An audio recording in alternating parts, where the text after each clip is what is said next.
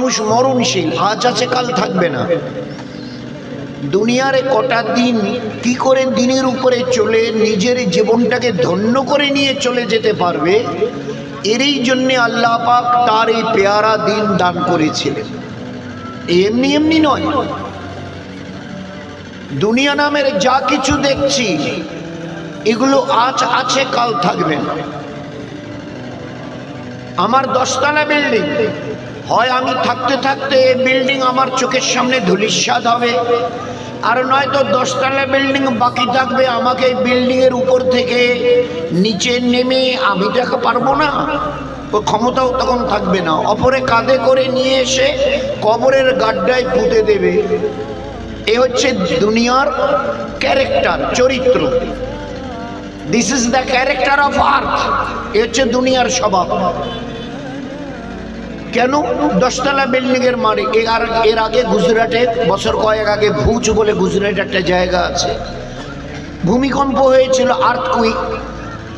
কয়েক মিনিটের 3-3.5 মিনিটের একটা ভূমিকম্প, আর্থকুইক, জমিন দুলে উঠছে।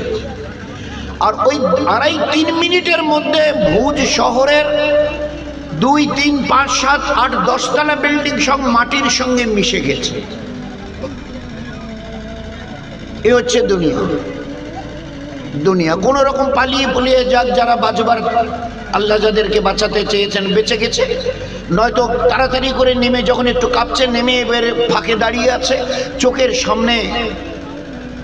চোখের সামনে বাচ্চারা যেরকম ঘর বানায় না খেলার জন্যে, ফের একটু পরে রেডি করে ভেঙে দেয়, তো চোখের সামনে 5, 7, 8, 10 তলা বিল্ডিং একবারে চোখের সামনে লেভেল হয়ে গেল। আমি বেঁচে আছি, বিল্ডিং এর কোনো চিহ্ন নেই। আর কখনো বিল্ডিংটা রয়ে গেল, আমার এখানে কোনো চিহ্ন নেই। এই বিল্ডিং এর মালিক কই? বলে ওই যে বাঁশঝাড়ের নিচে শুয়ে আছে।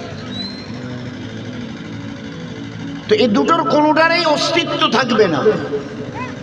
এ মানুষজন দুনিয়াতে যে কয়দিন থাকবে ইজ্জতের সঙ্গে থাকতে পারে। আল্লাহ পাকের ওয়াদা, মান কানা ইউরিদুল ইজ্জাহ ফালিল্লাহ ইজ্জত জামিআ। এ দুনিয়ার ইনসান, সত্যিকারের ইজ্জত চাও, সত্যিকারের হকিকি ইজ্জত, ও মেকি নয়। ইজ্জত 2 রকমের, এক ইজ্জত চিরস্থায়ী, এক ইজ্জত ক্ষণস্থায়ী। আমরা কারোর নাম বলি না, অমুক পার্টি তমুক নেই, ও আমাদের কাজেই নয়। আমাদের কি কাজ? প্যার, মোহব্বত, প্রীতি, ভালোবাসাকে দুনিয়ায় বিলাও, মোহব্বতকে বিলাও।